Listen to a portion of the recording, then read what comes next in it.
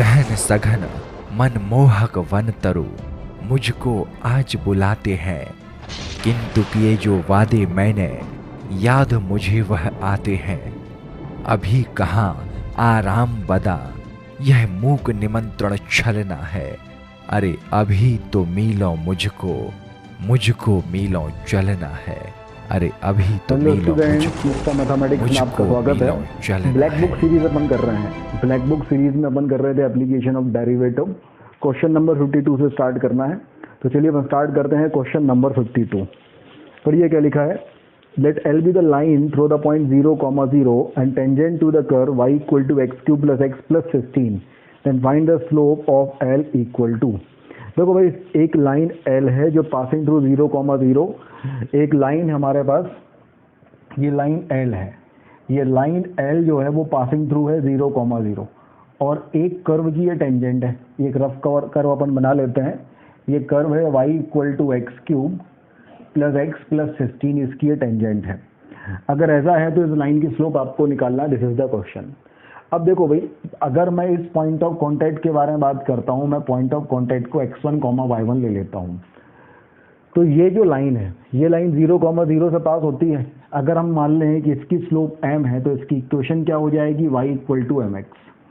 y equal to mx जो है वो इस लाइन की इक्वेशन हो जाएगी। और x1, y1 इसको सेटिस्फाइड करेंगे। x1, y1 इसको सेटिस्फाइड करेंगे तो y1 इक्वल टू क्या जाएगा हमारे पास, mx1, equation number 1। x1, y1 ने इस लाइन को सेटिस्फाइड किया। अगर x1, y1 ने इस लाइन को सेटिस्फाइड किया तो y1 इक्वल टू क्या जाएगा, mx1। अब x1, y1 इस कर्व को भी सेटिस्फाइड करेगा। अगर इस कर्व को भी सेटिस्फाइड करेगा तो हमारे पास जो y1 है इसकी वैल्यू आ जाएगी x1³ + x1 + 15। This is equation number 2। ये हमारे पास आ गया। अब ये दोनों y1 की वैल्यू हैं तो इनको अपन इक्वेट कर दें। इक्वेट करेंगे तो x1³ + x1 + 16 इक्वल टू आ जाएगा mx1। ये हमारे पास आ गया। यहाँ पे हम m की वैल्यू पुट कर सकते हैं। कैसे? m की वैल्यू अपन यहाँ से निकाल सकते हैं डिफरेंशिएट करके। dy/dx की वैल्यू हो जाएगी 3x² + 1। तो स्लोप ऑफ टेंजेंट की वैल्यू हो जाएगी 3x1² + 1। तो हम क्या करें, ये जो m की वैल्यू है वो अपन यहाँ पे पुट कर दें। तो यहाँ अगर हम पुट करेंगे तो ये हो जाएगा x1³ + x1 + 16 equal to m is 3x1² + 1 into x1। तो ये हो जाएगा x1³ + x1 + 15 equal to 3x1³ + x1 + x1 + x1 cancel, ये उस तरफ चला गया। तो 2x1³ की वैल्यू आ गई 16, x1³ आ गया 8 और x1 की वैल्यू आ गई 2। हमें स्लोप निकालना है। तो स्लोप की वैल्यू हमारे पास क्या थी, ये थी 3x1² + 1। तो स्लोप की वैल्यू हमारे पास क्या थी, 3 इंटू x1² + 1। x1 की वैल्यू 2 रखेंगे तो 2² 4 इंटू 3 12 + 1 13। तो स्लोप की जो वैल्यू है ये हमारे पास क्या जाएगी, 13। इस तरीके से क्वेश्चन सॉल्व हो गया। और ये कौन सा ऑप्शन है, 52 का डी। तो 52 का जो आंसर आएगा वो डी आएगा। इस तरीके से क्वेश्चन नंबर 52 सॉल्व हो गया। नोट कीजिए भाई। चलिए आगे बढ़ते हैं। क्वेश्चन नंबर 52 के बाद अपन करते हैं क्वेश्चन नंबर 53। बोला गया है the slope of tangent at the point of inflection y equal to x³ - 3x² + 6x + 2009 equal to. क्या बोला गया भाई, हमारे पास एक कर्व दिया है y equal to x³ - 3x² + 6x + 2009। बोला है find the slope of tangent eight point of inflection. तो इसमें एक चीज की बात कहा बोला गया है, पॉइंट ऑफ इन्फ्लेक्शन। तो पॉइंट ऑफ इन्फ्लेक्शन क्या कहलाता है भाई, पॉइंट ऑफ इन्फ्लेक्शन वो वाला पॉइंट कहलाता है जहां पे कॉन्केविटी चेंज होती है किसी फंक्शन की। कॉन्केविटी चेंज होती है मतलब उसका डबल डेरिवेटिव की वैल्यू 0 होती है। तो जिस पॉइंट पे डबल डेरिवेटिव की वैल्यू 0 होगी उस पॉइंट पे आपको क्या करना है, स्लोप ऑफ टेंजेंट निकालना है। This is the question. तो सबसे पहले अपन क्या करें, जैसे डबल डेरिवेटिव करें इसका। तो y' की वैल्यू हमारे पास क्या जाएगी, 3x² - 6x + 6। y" की वैल्यू क्या जाएगी, 6x - 6। अगर y" को 0 पुट करते हैं तो 6x - 6 की वैल्यू 0, मतलब x इक्वल टू 1। तो x इक्वल टू 1 हमारे पास आ गया। तो जब x इक्वल टू 1 होगा तो स्लोप ऑफ टेंजेंट निकालने के लिए अपन क्या करेंगे, बहुत ही आसान है, y' ऑफ 1 निकाल देंगे। तो ये जाएगा 3 माइनस 6 प्लस 6, तो आंसर 3 आ जाएगा। तो जिस पॉइंट पे पॉइंट ऑफ इन्फ्लेक्शन होगा उस पर स्लोप ऑफ टेंजेंट क्या हो जाएगा, 3। आसान क्वेश्चन था ये। 3 मतलब ऑप्शन नंबर बी। तो इस क्वेश्चन का आंसर आ गया ऑप्शन नंबर बी। नोट कर लीजिए भाई।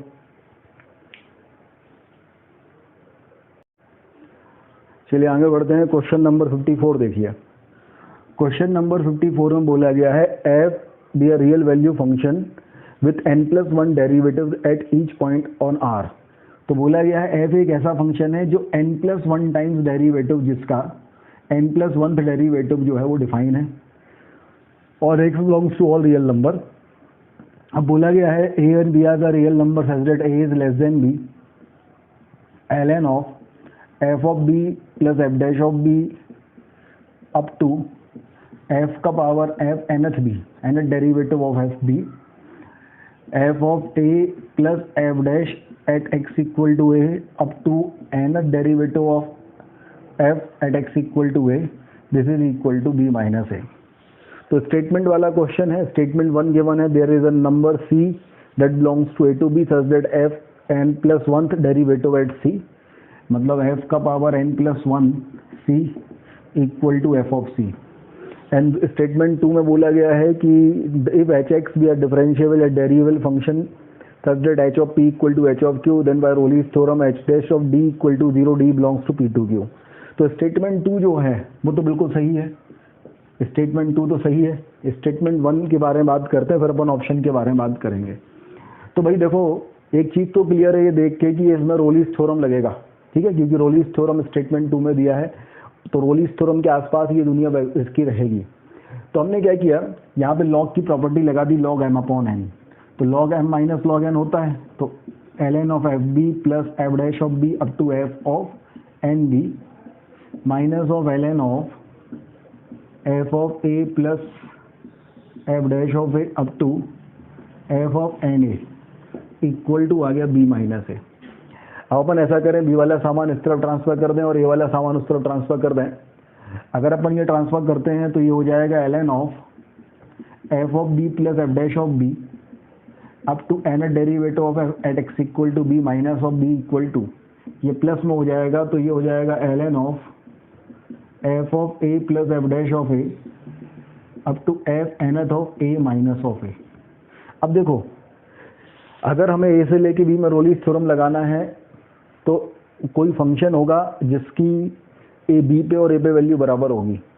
तो अगर हम देखें, मान लो वो फंक्शन h है, तो ये h of B equal to h of A लिखा है, तो उस कंडीशन में जो h ऑफ x है इसकी वैल्यू हो जाएगी ln of f x plus F dash of x up to F n x, n derivative of f minus of x, ये एच एक्स आ गया। अगर ये एच एक्स है तो h b equal to h a. तो ये equation हमारे पास जो गिवन है, इसने अपने लिए दो बातें कह दी, ये जो इक्वेशन गिवन थी। एक तो इसने हमें एक फंक्शन दे दिया, ये फंक्शन हो गया, और दूसरी बात ये बोल दिया कि भाई एच बी और एच ए इक्वल है। तीसरी बात हमें सबसे पहली लाइन दी थी कि एफ एक डिफरेंशियल फंक्शन है n+1 टाइम, तो ये सब डिफरेंशियल फंक्शन होगा, तो ये एच एक्स भी एक डिफरेंशियल फंक्शन हो जाएगा। तो डिफरेंशियल फंक्शन है h b equal to h a है, तो इसमें रोलीज थ्योरम लग जाएगा ए से लेके बी में, और जब रोलीज थ्योरम ए से लेके बी में लग जाएगा तो एक एलिमेंट सी हमें मिल जाएगा ए से लेके बी ओपन इंटरवल में, such that H dash of C की वैल्यू 0।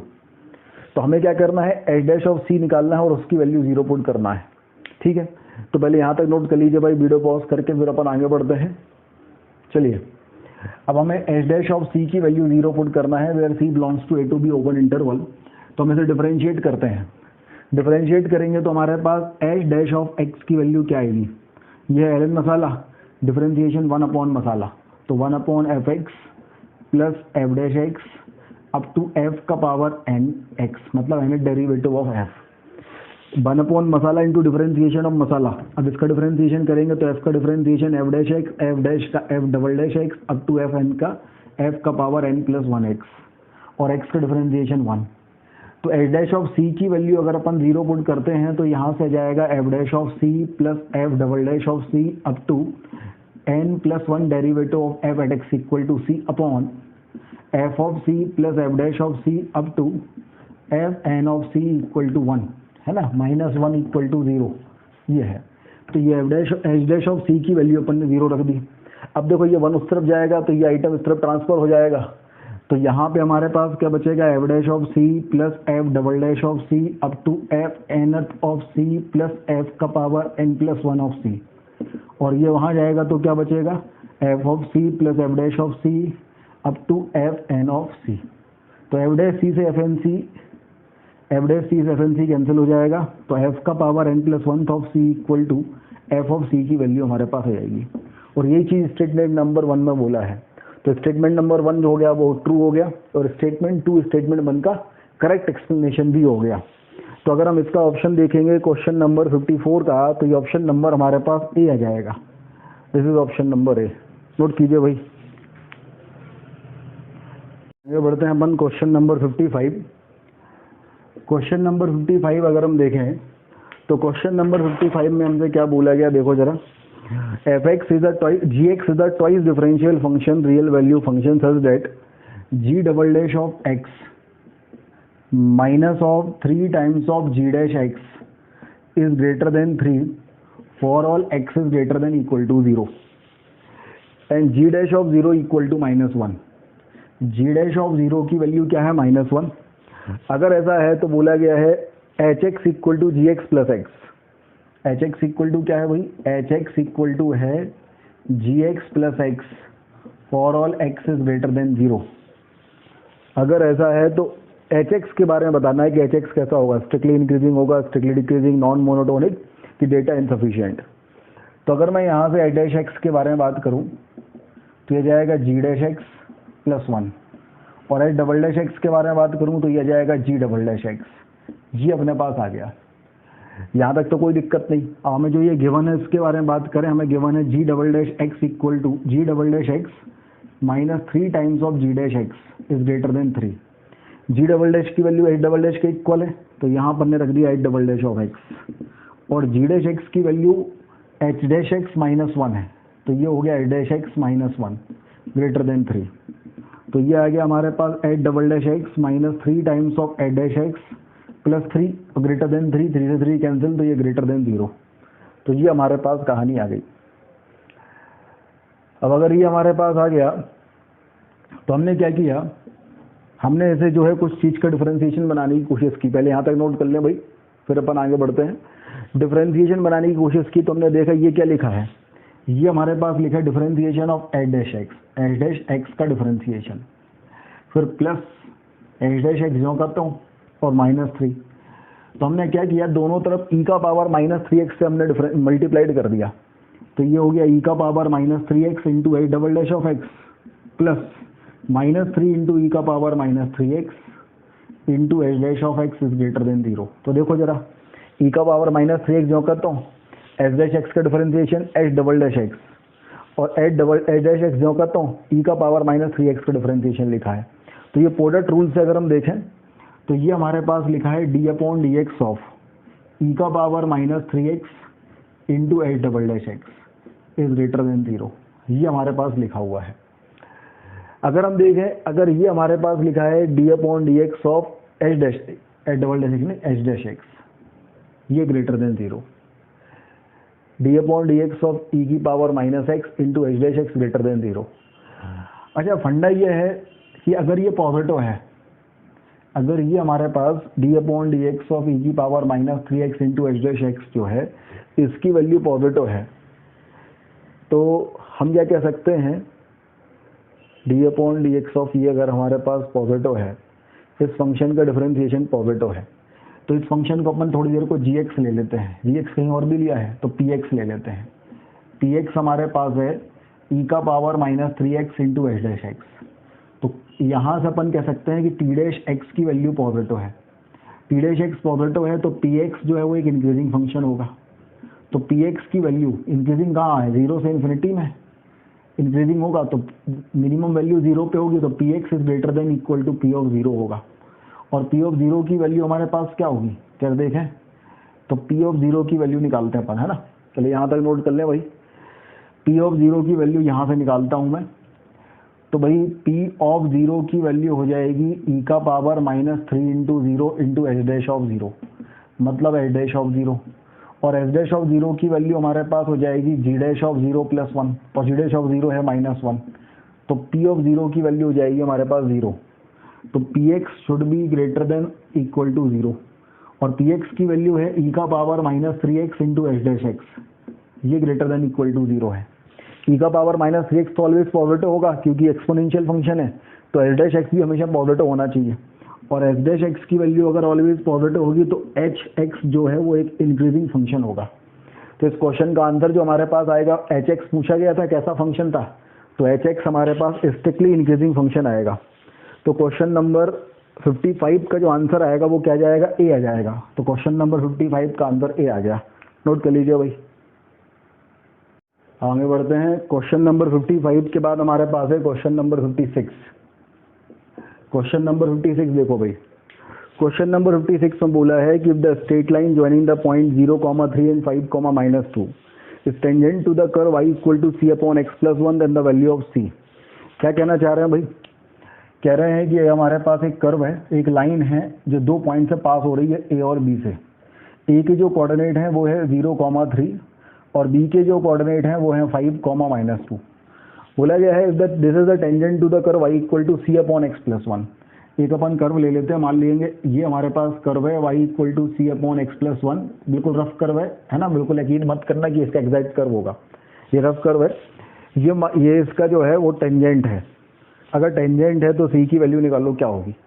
तो भाई देखो पहली बात तो ये है, अगर ये इसका टेंजेंट है तो इस पॉइंट p के कोऑर्डिनेट अपन x1, y1 ले लेते हैं, ठीक है। तो हमारे पास सबसे अच्छी बात यह है कि इस लाइन की इक्वेशन निकाली जा सकती है, और इस लाइन की इक्वेशन पे पॉइंट x1, y1 लाई करेगा, पहली बात। दूसरी चीज, इस कर्व से हम स्लोप ऑफ टेंजेंट निकाल सकते हैं, और इन 2 पॉइंट से भी स्लोप ऑफ टेंजेंट निकाल सकते हैं। स्लोप ऑफ टेंजेंट भी इक्वल होगी, दूसरी बात, तो उससे x1, y1 दोनों की वैल्यू हमारे पास आ जाएंगी। तो अपन सबसे पहले इस लाइन की इक्वेशन निकालें, तो ये हो जाएगी y -3 upon x -0 equal to -2 -3 upon 5 -0। तो y -3 अपॉन x की वैल्यू आ गई -1, इसकी जो स्लोप हमारे पास होगी वो -1 होगी। यहाँ तक तो क्लियर हो गया। तो यहाँ से हमारे पास आ गया y -3 इक्वल टू -x, तो y की वैल्यू आ गई हमारे पास 3 -x, this is the equation of the line, और x1, y1 इस लाइन के ऊपर लाई करता है, तो y1 की वैल्यू हमारे पास 3 -x1 आ गया, दिस इज इक्वेशन नंबर 1। फिर हम आगे बढ़े, बोला गया है इसका जो स्लोप ऑफ टेंजेंट है x1, y1 पे वो -1 है, मतलब अगर हम dy बाई dx की वैल्यू निकालते हैं तो -c अपॉन x प्लस 1 का होल स्क्वायर आएगा। अगर हम स्लोप ऑफ टेंजेंट की बात करें एट x1, y1 तो -c अपॉन x1 प्लस 1 का होल स्क्वायर आएगा, और इसकी जो वैल्यू है वो कितनी है, -1। इसकी वैल्यू अगर -1 है तो x1 प्लस 1 का होल स्क्वायर है, इसकी वैल्यू है c, तो x1 प्लस 1 की वैल्यू है ±√c। अगर ऐसा हमारे पास है तो x1 की जो वैल्यू होगी वो हो जाएगी हमारे पास या तो √c -1, या फिर x1 की वैल्यू हो जाएगी -√c -1। और y1 की वैल्यू क्या है भाई, y1 की वैल्यू हमारे पास है 3 -x1, तो 3 -√c प्लस 1, तो ये आ जाएगा 4 -√c, और यहाँ से y1 की वैल्यू हो जाएगी 3 -x1, तो 3 -√c प्लस 1, तो ये हो जाएगा हमारे पास 4 प्लस ऑफ √c। ये हमारे पास x1 और y1 की वैल्यू आ गई। क्या निकालना क्या है हमें, क्वेश्चन नंबर 56, c की वैल्यू निकालना है, सही बात है, c की वैल्यू निकालना है। तो ये हमारे पास x1, y1 की वैल्यू आ गई। कुछ नहीं, x1, y1 की जो वैल्यू है वो इसको सेटिस्फाइड करा देते हैं। तो y1 equal to c upon x1 plus 1, y1 की वैल्यू है 4 -√c, c x1 प्लस 1 की वैल्यू यहाँ पे क्या है, √c, तो 4 -√c की वैल्यू √c, तो यहाँ से आ गया 2 इंटू √c इक्वल टू 4, तो √c इक्वल टू 2, तो c की वैल्यू आ गई 4। अच्छा, यहाँ से अगर हम देखें, ये हमारे पास इस दूसरे वाले केस में अगर हम बात करें, इस वाले केस की बात कर रहे हैं, यहाँ पे y -√c equal to c upon x1 plus 1, x1 plus 1 is -√c, तो c अपॉन -√c, तो y -√c equal to -√c, y नहीं 4, तो ये तो सेटिस्फाइड ही नहीं कर रही, तो यहाँ से कोई रिजल्ट नहीं आएगा। तो c की केवल एक ही वैल्यू आएगी, और वो वैल्यू क्या आएगी हमारे पास 4। तो अगर हम देखें कौन सा क्वेश्चन है, क्वेश्चन नंबर 56, तो 56 का आंसर है 4, मतलब ऑप्शन नंबर सी। तो 56 का आ गया आंसर नंबर सी, नोट कर लीजिए भाई। चलिए आगे बढ़ते हैं अपन। क्वेश्चन नंबर 57 देखिए। क्वेश्चन नंबर 57 में बोला गया है find the number of solutions of ln of mod of sin x, ln of mod of sin x equal to minus of x square if x belongs to -π/2 से लेकर 3π/2 both close. देखो भाई इन दोनों के सॉल्यूशन निकालने हैं, मतलब इन दोनों का अलग अलग ग्राफ बनाना है और देखना है पॉइंट ऑफ इंटरसेक्शन कितना आता है, तो नंबर ऑफ सॉल्यूशन हो जाएंगे।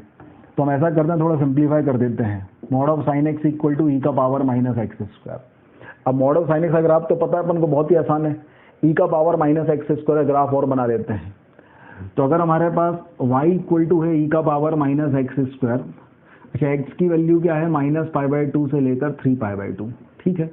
चलो ये तो बाद में देख लेंगे, अभी तो अपन इसका बनाते हैं x belongs to all real number पे। तो हम पहले इसको डिफरेंशिएट करें तो y डैश की वैल्यू आ जाएगी ई का power minus of x square into minus of 2x।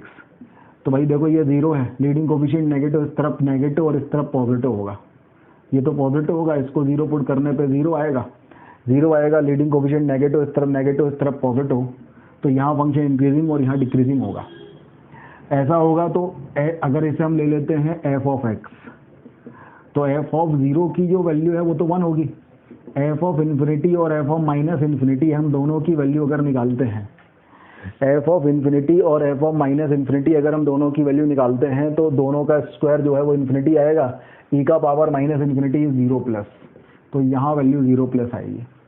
फिर हमने एक बार और डिफरेंशिएट किया इसको, कॉन्केविटी चेक की, तो माइनस ऑफ 2x जो का तो ई का पावर माइनस एक्स स्क्वायर का ई का power minus X square into minus 2x, तो इसका स्क्वायर हो गया, प्लस ई का पावर माइनस एक्स स्क्वायर जो का तो माइनस 2x का माइनस 2, तो ई का पावर माइनस एक्स स्क्वायर बाहर आ गया, ये हो गया 4x स्क्वायर माइनस 2, तो ई का power minus X square into 2x square minus 1।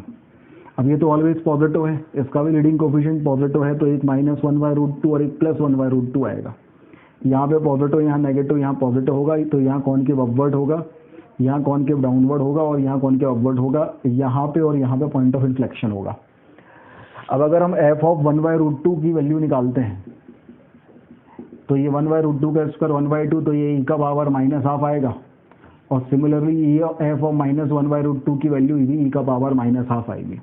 हम इसका ग्राफ बनाए भाई, ग्राफ बनाए अगर तो ये हमारे पास हो गया 0, 0 पे वैल्यू क्या है 1, 1 के नीचे वैल्यू होगी ई का पावर 1/2 -12, यही पॉजिटिव होगा, और यहाँ पे हमने वैल्यू ले लिया माइनस ऑफ 1/√2, यहाँ हमने वैल्यू ले लिया प्लस ऑफ 1/√2, ठीक है। तो ये हमारे पास यहाँ पे ये वैल्यूज आ गई। अब यहाँ से यहाँ तक -1/√2 से +1/√2 कॉनकेव डाउनवर्ड है, तो यहाँ से लेके यहाँ तक तो ऐसा ग्राफ होगा, फिर कॉनकेव अपवर्ड में ये वाला ग्राफ हो जाएगा, तो इन्फिनिटी और माइनस इन्फिनिटी पे 0 प्लस हो जाएगा। ये हमने माइनस इन्फिनिटी से प्लस इन्फिनिटी में ई का power minus X square graph बना दिया। तो π/2 और -π/2 कहाँ होगा भैया, तो 1/√2 की जो वैल्यू होगी -1/√2 है ना, तो π/2 की वैल्यू -1.57 होगी, और 1/√2 -1.4 होगा, मतलब ये 10/14 होगा, मतलब ये -5/7 होगा, तो माइनस ऑफ 0.7 होगा। तो कुल मिला के -1π/2 जो है वो यहाँ आएगा -π/2, और -π/2 यहाँ आएगा, तो +π/2 यहाँ आएगा, फिर पाई आएगा, फिर 3π/2 आएगा। तो ये अपन ने ले लिया π/2, पाई और 3π/2। अब यहाँ पे देखें अपन, यहाँ से लेके यहाँ तक का ग्राफ अपना है, बाकी का सपना है उसको मिटा दिया। अब मॉड ऑफ साइन एक्स के बारे में हम बात करें तो -π/2 पे जो वैल्यू है साइन की वो तो होती है -1, तो मॉड साइन एक्स की वैल्यू क्या हो जाएगी +1, और 0 पे वैल्यू क्या हो जाएगी 0। तो ये हमारे पास कुछ इस तरीके से यहाँ पे आ जाएगा ग्राफ। फिर आगे बढ़े, 0 पे 0 है, π/2 पे वैल्यू कितनी हो जाएगी 1, तो π/2 पे वैल्यू 1, तो ये ग्राफ ऐसा आ गया। पाई पे वैल्यू क्या हो जाएगी 0, है ना, थोड़ा सा सिमेट्रिक कम हो रहा है ग्राफ, लेकिन भावनाएं समझ जाइएगा। पाई पे वैल्यू 0 हो जाएगी कुछ इस तरीके से, और 3π/2 पे वैल्यू फिर 1 हो जाएगी कुछ इस तरीके से, ठीक है। ये सिमेट्रिक कम है क्योंकि डिस्टेंस अपन ने यहाँ पे जगह कम ली तो कम लिया है, ये एग्जैक्ट सिमेट्रिक रहेगा। ये हमें तो पॉइंट ऑफ इंटरसेक्शन निकालने हैं अपन को, क्या अपन को तो पेड़े गिनने हैं, तो गिन लो भाई 1 2 है ना। और यहाँ पे जो है देखो ये थोड़ा सा भावनाएं समझोगे तो समझ में आएगा। यहाँ से जो है ये नीचे आएगा तो एक बार काटेगा, फिर ये ऊपर जाएगा तो एक बार और काटेगा, 4 होंगे है ना। इस ग्राफ को अगर आप इज्जत से देखोगे तो आप देखोगे भैया ऐसा है। थोड़ी और एक बार इज्जत दे के बनाने की कोशिश करते हैं। ये अपन ले लेते हैं 1 है ना, यहाँ ले लेते हैं अपन -π/2, थोड़ा और दूर ले सकते हैं -π/2, ये हो गया हमारे पास π/2, ये हो गया पाई और ये हो गया 3π/2। तो -π/2 पे 1 और इस पे 0, तो ये हमारे पास ऐसा आ गया, फिर ये ऐसा आ गया और फिर से ये ऐसा आ गया। ऐसा कुछ ग्राफ होगा, ठीक है। This is the -π/2। और ई का अगर हम देखें तो ई का ग्राफ जो है ऐसा आएगा और यहाँ से बीच में ऐसा, और ये आएगा और यहाँ से बीच में ऐसा ऐसा। तो पॉइंट ऑफ इंटरसेक्शन अगर अपन देखें तो 1 2 3 4, तो नंबर ऑफ सॉल्यूशंस इसके 4 हो जाएंगे। तो नंबर ऑफ सॉल्यूशन जो है इसके होंगे वो होंगे 4, 4 मतलब 4 मतलब ऑप्शन नंबर बी। तो ये क्वेश्चन नंबर 57 सॉल्व हो गया। नोट कीजिए भाई। ये अपन करते हैं क्वेश्चन नंबर 58। 58 में बोला गया है जो साइन इनवर्स ऑफ x है इक्वल टू है mod of x minus A will have at least one solution and the complete value of a। अब देखो भैया, साइन इनवर्स x के बारे में अपन बात करें पहले नंबर तो साइन इनवर्स x का जो डोमेन है वो क्या होता है -1 से +1 और रेंज होता है -π/2 से +π/2। तो ये हमारे पास जो है ये 1, ये -1, ये π/2 और ये -π/2। और साइन ऐसा जाता है तो उसका इन्वर्स है तो ये ऐसा जाता है। This is the graph of sine inverse of x। अब मॉड ऑफ x माइनस 1 अब रख के देखो भाई, अगर हम 0 पे रखेंगे तो रख सकते हैं, यहाँ यही मिल जाएगा। 0 के बाद रखेंगे तो भी इंटरसेक्ट होगा, फिर और आगे रखेंगे तो भी इंटरसेक्ट होगा, फिर और आगे रखेंगे तो भी इंटरसेक्ट होगा। ध्यान देना ये क्या कह रहे हैं, देखो 0 पे रखेंगे तो ये 0 पे इंटरसेक्ट हो गया, फिर और आगे रखे आप, जैसे आपने यहाँ कहीं रखा तो ये भी एटलीस्ट वन सॉल्यूशन मिल गया। सबसे लास्ट सॉल्यूशन कब मिलेगा, जब ये लाइन जो है वो ऐसे पास हो जाए, ये आ जाए, सही है। तो अगर ये लाइन ऐसे पास होगी तो ये तो x माइनस ए होगा, ये -x प्लस ए होगा। और ये कौन से पॉइंट से पास होगा, इस वाले पॉइंट से। ये y इक्वल टू ले लो, ये y इक्वल टू, तो यहाँ पे x equal to 1, y equal to π/2। तो उसके यहाँ पे हम x की वैल्यू 1 रख दें तो -1 प्लस a इक्वल टू π/2। तो a की वैल्यू इस केस में π/2 + 1 होगा। क्या हो जाएगा, π/2 + 1। अब आगे बढ़ो, अब इस तरफ बढ़ाओ, आप इस तरफ बढ़ाओ तो जैसे यहाँ होगा तो ये इंटरसेक्ट करेगा, फिर यहाँ होगा तो लास्ट इंटरसेक्ट जब करेगा जब इस वाले पॉइंट से पास हो, ऐसे इस वाले पॉइंट से, तो ये लाइन हो जाएगी y equal to x minus a, satisfied करेगी 1, π/2 को। तो y की वैल्यू π/2 और x की वैल्यू 1 माइनस है, तो a की वैल्यू 1 माइनस π/2। तो a की जो रेंज आ गई वो क्या आ गई, 1 माइनस π/2 से लेकर 1 प्लस π/2, ये a की रेंज है। और ये हमारे पास ऑप्शन नंबर सी है। तो इस तरीके से क्वेश्चन नंबर 58 सॉल्व हो गया। नोट कीजिए भाई।